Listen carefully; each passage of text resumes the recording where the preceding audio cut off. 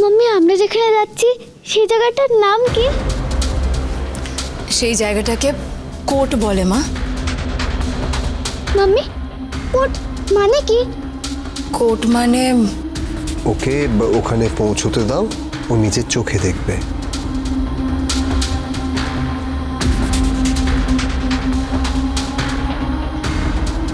Mummy তুমি ভাইকে নিয়ে যাচ্ছ কেন? আমাকে নিয়ে যাচ্ছ কেন? ওটা তো বড়দের জায়গা। হ্যাঁ পিকো, মাঝে মাঝে বড়দের জায়গায় ছোটদেরও যেতে হয়। আচ্ছা মাম্মি চলো লাট্টু, চলো চলো।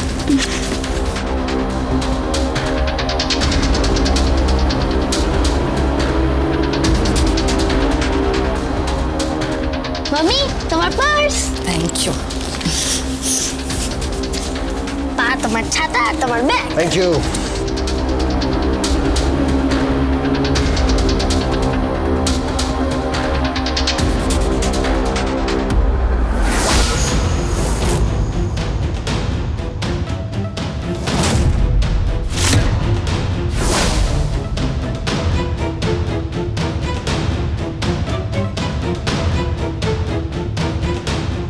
আপনারা সরি, কিছু মাইন্ড করবেন না।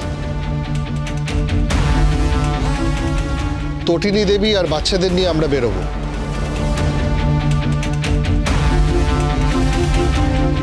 আমরা ওদের বিশেষ সুরক্ষার ব্যবস্থা করেছি। কঠোর নিরাপত্তার মধ্যে দিয়ে ওনারা যাবেন, আমরা কোনো রিস্ক নেব না। কিন্তু কিন্তু আমার বর। উনি আসুন না, ওনার মতো কোনো অসুবিধা নেই।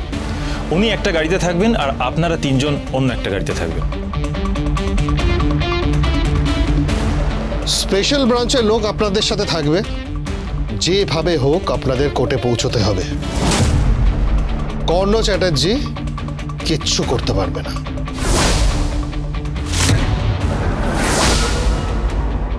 কিচ্ছু করতে পারবে না তুমি।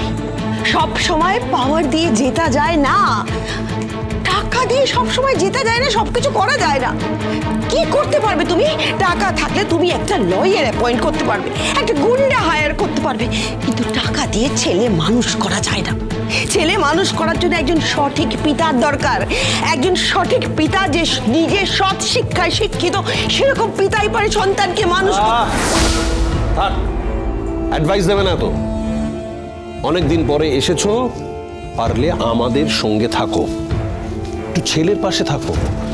ছেলে জীবনে তার মাকে পাশে পায়নি, অন্ততপক্ষে আজ এই ক্ষেত্রে তার পাশে থাকো, তাহলে বুঝবো তুমি একজন মা।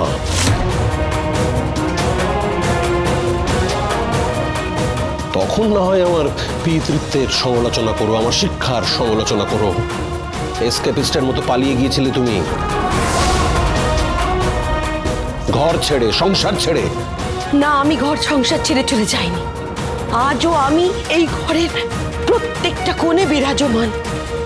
আমি এখান থেকে চলে যেতে বাধ্য হয়েছিলাম তোমার জন্য। তোমার অপরাধ মনস্কতার জন্য।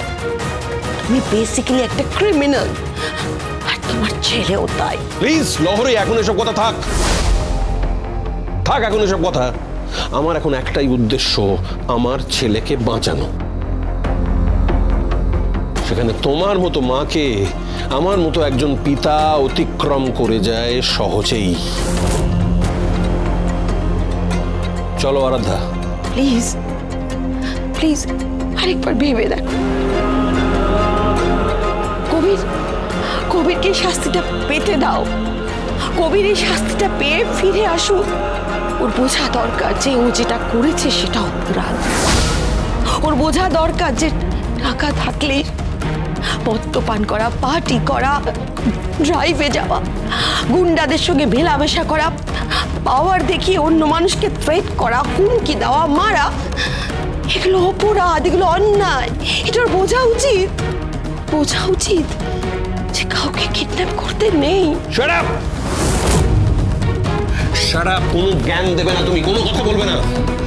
চলো আরাধ্যা, আমাদের দেরি হয়ে যাচ্ছে, চলো। এক মিনিট। কি হলো আবার?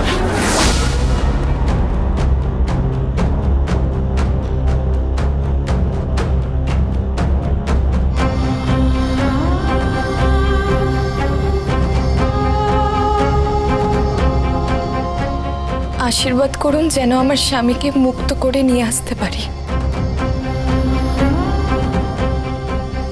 কি হলো, আশীর্বাদ করবেন না?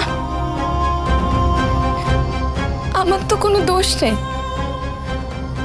আমি তো ভালোবেসেই বিয়ে করেছিলাম। কি হলো, আপনি আশীর্বাদ করবেন না? বেশ, করছি আশীর্বাদ তোমার। তুমি সুখী হও, আর ঈশ্বরের দরবারে যেটা সঠিক যেন তারই বিচার।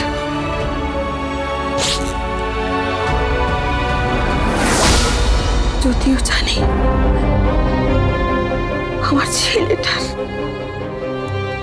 সাজা হবে,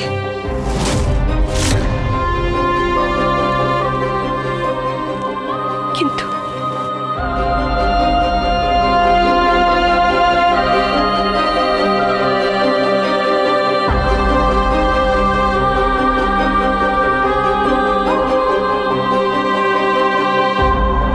আরাধ্যা, চলো বেরোনো যাক।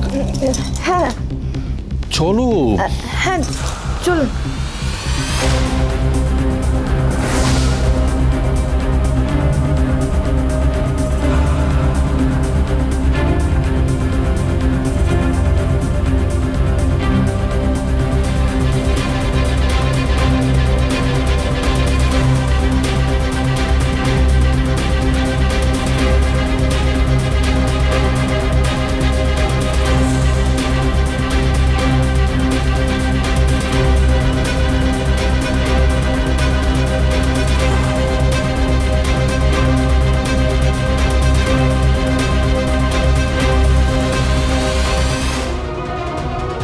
আমার ছেলের সাথে আরাধ্যা মুখার্জির শুভ পরিণয় যাতে সুসম্পন্ন হয় সেটা দেখা তোমার দায়িত্ব।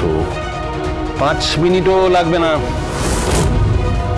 জায়গাটা পুরো শ্মশান হয়ে যাবে। আততায়ীরা ঢুকে পড়বে, 4টে লাশ পড়ে যাবে।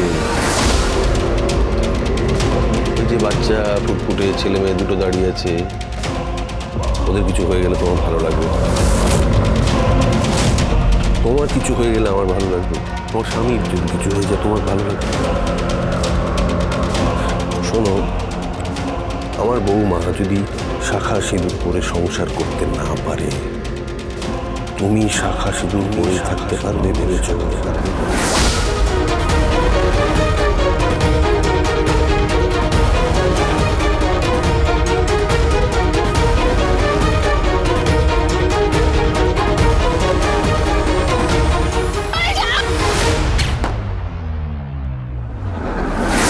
আচ্ছা, আমার বর কোথায়? আসছেন, উনি পিছনের গাড়িতে আছেন, আপনি চিন্তা করবেন না। কই, দেখতে পাচ্ছি না তো। ওর সাথে কেউ আছে তো? হ্যাঁ আছে, আমাদের ব্রাঞ্চের লোকজন আছে, আপনি একদম ভাববেন না। অত্যন্ত সুরক্ষিত অবস্থায় আপনাদের নিয়ে যাওয়া হচ্ছে, আমরা খেয়াল রাখছি যাতে কোনো ফাঁক না থাকে। বিষ্ণুর ষষ্ঠ অবতার পরশুরামের হাতিয়ার ছিল কুঠার, আর এই কমন ম্যান পরশুরামের হাতিয়ার প্রহার আর চিহ্ন। একবার আমার স্ত্রী আর সন্তানদেরকে ছুঁয়ে দেখো কর্ণ চ্যাটার্জি, তুমি পরশুরামের আর এক রূপ দেখবে, আর একটা কুরুক্ষেত্র দেখবে। আজকে তোমার মৃত্যুদিন হবে। রথের চাকা বসে গেছে কর্ণ চ্যাটার্জি, এই কমন ম্যান পরশুরামের হাতে মৃত্যু হবে, তোমার মৃত্যু হবে। পরশুরাম